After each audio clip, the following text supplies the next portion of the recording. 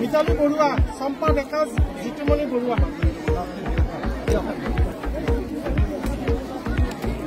জিতুমণি বৰুৱা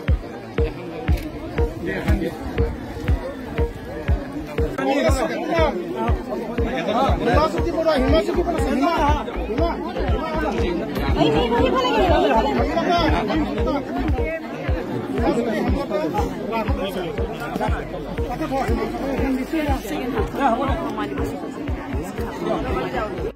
যি গাঁও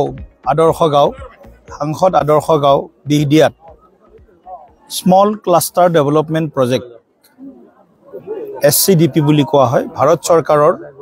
ministry of textile বস্ত্ৰ মন্ত্ৰণালয়ৰ এখন অভিলেখী আঁচনি আৰু সেই আঁচনিৰ অধীনত 362 গৰাকী আমাৰ শিপিনীক আজি আমি আধুনিক তাঁতশাল প্ৰদান কৰিছোঁ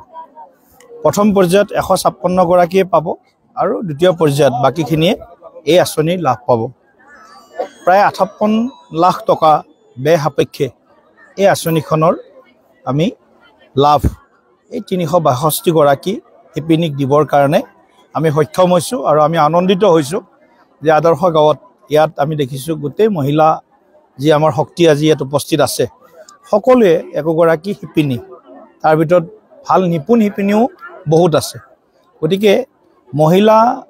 শক্তিৰ আত্মনিৰ্ভৰশীলতা তেওঁলোকৰ উপাৰ্জন বৃদ্ধি আৰু তেওঁলোকে যাতে পৰমুখাপেক্ষী হৈ থাকিব নালাগে তাৰ কাৰণে বস্ত্ৰ শিল্প বস্ত্ৰ উদ্যোগ আৰু বস্ত্ৰ নিৰ্মাণৰ জৰিয়তে তেওঁলোকক আমি এই উপাৰ্জনৰ যি আহিলা এই আহিলা আমি প্ৰদান কৰিছোঁ আমি আশা কৰিছোঁ দেশৰ প্ৰধানমন্ত্ৰী নৰেন্দ্ৰ মোদী ডাঙৰীয়াৰ বলিষ্ঠ নেতৃত্বত আৰু অসমৰ মাননীয় মুখ্যমন্ত্ৰী ডক্টৰ হিমন্ত বিশ্ব শৰ্মা ডাঙৰীয়াৰ সুযোগ্য নেতৃত্বত আমি মহিলা শক্তিৰ সবলীকৰণ আমি যেটো কওঁ উমেন এম্পাৱাৰমেণ্ট আৰু তাতকৈ ডাঙৰ হ'ল উমেন লেড এম্পাৱাৰমেণ্ট মহিলা নেতৃত্বত মানে সবলীকৰণ এই যি বিষয় আমাৰ আগন্তুক দিনৰ আমাৰ সংকল্প বা সপোন সেই সপোন আজি বাস্তৱায়িত হৈছে আমাৰ বিধায়ক দিগন্ত কলিতা ডাঙৰীয়া আমি সকলোৱে মিলি এই আঁচনিখন ইয়াত ৰূপায়ণ কৰাটোৱে আমাৰ কাৰণে এই কৰাটোৱে আমাৰ কাৰণে অত্যন্ত এটা আনন্দদায়ক বিষয় গতিকে আমি সাংসদ গাঁৱত বহুতে প্ৰশ্ন কৰি আছিলে কি হৈছে কি হোৱা নাই ইত্যাদি ইত্যাদি কথা চাওক এটা কথাটো স্পষ্ট সাংসদ গাঁৱৰ কাৰণে চৰকাৰে বেলেগকৈ কোনো ফাণ্ড নিদিয়ে কোনো পুঁজি নিৰ্ধাৰণ নাই কিন্তু চৰকাৰৰ ভাৰত চৰকাৰ ৰাজ্য চৰকাৰৰ যি আঁচনি সেই আঁচনিবিলাকে প্ৰায়ৰিটি পায় সেই আঁচনিবিলাক 100% সেটুৰেশ্যন 100% ৰূপায়ণ কৰাৰ বাবে ভাৰত চৰকাৰ অসম চৰকাৰে বিশেষ উদ্যোগ গ্ৰহণ কৰে আৰু তাৰ পৰিণাম স্বৰূপে আজি আমি দেখিছোঁ বিহদিয়া আদৰ্শ গাঁৱত ৰাস্তা ঘাটৰ নিৰ্মাণ কাৰ্য সুন্দৰভাৱে হৈছে ইয়াৰ চতুৰ্ভুজ সত্ৰৰ নিৰ্মাণ কাৰ্য চলি আছে ইয়াত আমি পঞ্চায়ত অফিচটো আমি ইয়ালৈকে লৈ আহিলোঁ আদৰ্শ গাঁৱলৈকে লৈ আহিলোঁ পঞ্চায়ত অফিচৰ কাম পূৰ্ণগতিত চলি আছে ইয়াত আমি কেইবাটাও 3-4টা আমি মডেল অংগনবাদী চেণ্টাৰ আমি ইয়াত নিৰ্মাণ কৰিছোঁ ইয়াত কোনো এঘৰ পৰিয়াল নাই যাৰ ৰেচন কাৰ্ড নাই কোনোবা দুই এঘৰ যদি আছেও এতিয়া এপ্লাই কৰিব দিছোঁ 100% পৰিয়ালক ৰেচন কাৰ্ড দিম আৰু যি অৰুণোদয় আঁচনিৰ পৰা মহিলা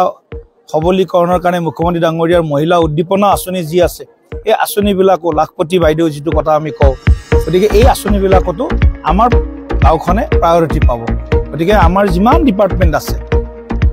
পাব্লিকৰ লগত জড়িত সকলো ডিপাৰ্টমেণ্টৰ সকলো আঁচনি এই আদৰ্শ গাঁৱত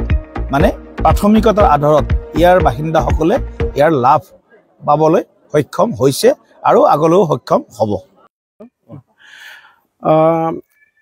স্মল ক্লাষ্টাৰ ডেভেলপমেণ্ট প্ৰজেক্ট এটা আজি 2 বছৰ আগতে গ্ৰাম্য সাৰ্থীৰ জৰিয়তে আবেদন জনাইছিলোঁ আজি সাংসদ দিলীপ শইকীয়া ডাঙৰীয়াৰ প্ৰচেষ্টাত দিগন্ত কলিতা ডাঙৰীয়াৰ সহযোগত সেই প্ৰজেক্টটোৱে পূৰ্ণতা লাভ কৰিলে আজি 365 গৰাকী শিপিনীৰ মাজত তাঁতশাল বিতৰণ সম্পৰ্কে তথা প্ৰজেক্টটো শুভ উদ্বোধন সম্পৰ্কে সভা এখন আছিলে আৰু এই সভাটো আজি শুভ উদ্বোধন কৰে সন্মানীয় সাংসদ আৰু দিগন্ত কলিতা ডাঙৰীয়াই আৰু শিপিনীসকলৰ মাজতো আমি তাঁতশাল বিতৰণ কৰোঁ কিন্তু তেখেতসকলে তাঁতশালখিনি পৰ্যায়ক্ৰমে পাব, ষ্টেপ 1, ষ্টেপ 2, ষ্টেপ 3। আৰু ইয়াৰ পিছত যিখিনি মহিলাই তাঁতশাল ল'ব বিচাৰে বা তেওঁলোকে এইটো এটা ইনকাম বুলি মানে ল'ব বিচাৰে, তেখেতসকলৰ বাবেও আমি এটা পৰ্যায়ক্ৰমে ব্যৱস্থা হাতত লৈছোঁ। তেখেতসকলৰ নামসমূহ সংগ্ৰহ কৰি আছোঁ আৰু তেখেতসকলকো অনাগত দিনত এই প্ৰজেক্টটোৰ অধীনত আমি সামৰি ল'ব পাৰিম। কিমান লোক আঁচনিৰ জৰিয়তে প্ৰায় 365 গৰাকী শিপিনী অৰ্থাৎ 365টা পৰিয়াল উপকৃত হ'ব। তেখেতসকলে ঘৰতে বহি তাঁতশালৰ জৰিয়তে প্ৰডাকশ্যন কৰিব পাৰিব আৰু সেই উৎপাদিত সামগ্ৰী বিক্ৰীৰ কাৰণে গ্ৰাম্য সাৰথীয়ে পদক্ষেপ হাতত লৈছে। তেখেতসকলে যি উৎপাদন কৰিব, গামোচা হওক, মেখেলা চাদৰ হওক, সেইখিনি বিক্ৰী কৰাৰ দায়িত্ব গ্ৰাম্য সাৰথীয়ে ল'ব।